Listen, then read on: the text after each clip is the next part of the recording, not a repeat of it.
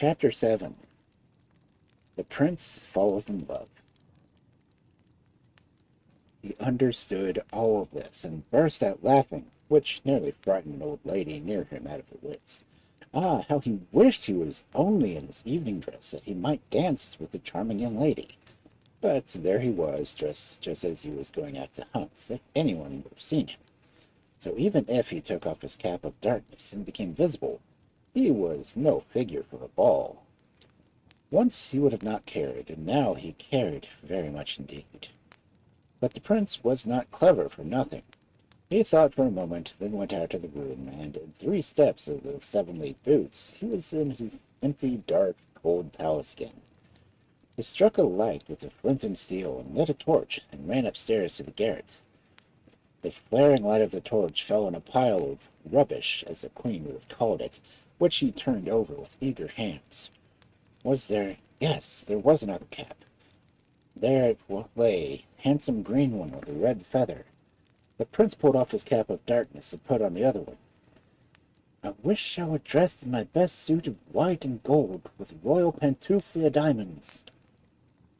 In one moment there was in white and gold, the greatest and most magnificent dandy in the whole world, and the handsomest. How about my boots, I wonder? Said the prince, for his 7-league boots were stout riding boots, and were not good to dance in, whereas now he was in elegant shoes of silver and gold. He threw down the wishing cap and put on the other, the cap of darkness, and made 3 strides in the direction of Gluckstein. But he was only 3 steps nearer to it than he had been, and the 7-league boots were standing beside him on the floor. No, said the prince, no man can be in 2 different pairs of boots at the same time. That's mathematics. Then he hunted about in the lumber room again until he found a small, shabby old Persian carpet, the size of a hearthrug.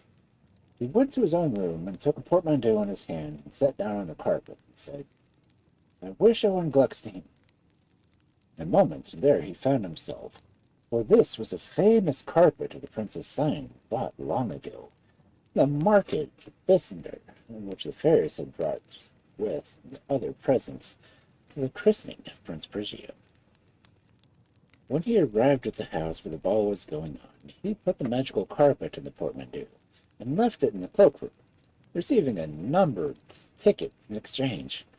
Then he marched in all his glory, and of course without the cap of darkness, into the room where they were dancing. Everybody made place for him, bowing down to the ground, and the loyal band struck up the prince's march. Heaven bless our friend Prigio, what is there he doesn't know? Greek, Swiss, German, high and low, at the names of the mountains in Mexico. Heaven bless the prince. He used to be very fond of this march, and the words. Some people even said he had made them himself. But now, somehow, he didn't much like it. He went straight to the Duke of Stumfelbein, the hereditary master of ceremonies, and asked to be introduced to the beautiful young lady. She was the daughter of the new English ambassador, and her name was Lady Rosalind. But she nearly fainted when she heard who it was that wished to dance with her, for she was not at all particularly clever, and the prince had such a bad character for snubbing girls and asking them difficult questions. However, it was impossible to refuse, and so she danced with the prince, and he danced very well. Then they sat out in the conservatory among the flowers, where nobody came near them. And when they danced again, and then the prince took her down to supper, all the time he never once said, Have you read this, or have you read that, or have you ever heard of Alexander the Great, or Julius Caesar, or Michelangelo, or whoever it might be, or difficult questions he used to ask. That was the way he used to go on. But now he only talked to the young lady about herself.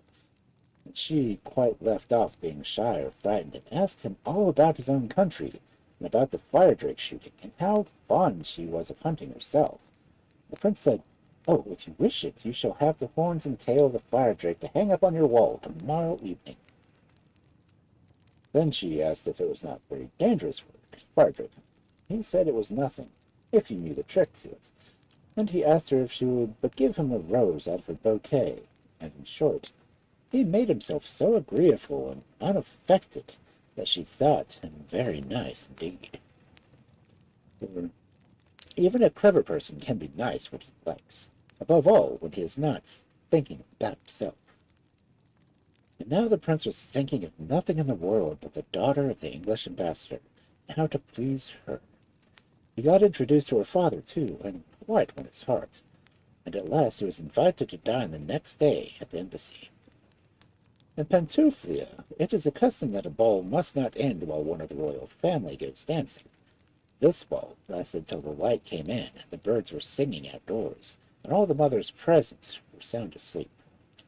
Then nothing would satisfy the prince but that they should all go home singing through the streets. In fact, there never had been so merry a dance in all of Pantouflia. The prince had almost made a point of dancing with every girl there, and he had suddenly become the most beloved of the royal family. But everything must end at last, and the prince, putting on the cap of darkness and sitting on the famous carpet, flew back to his lonely castle.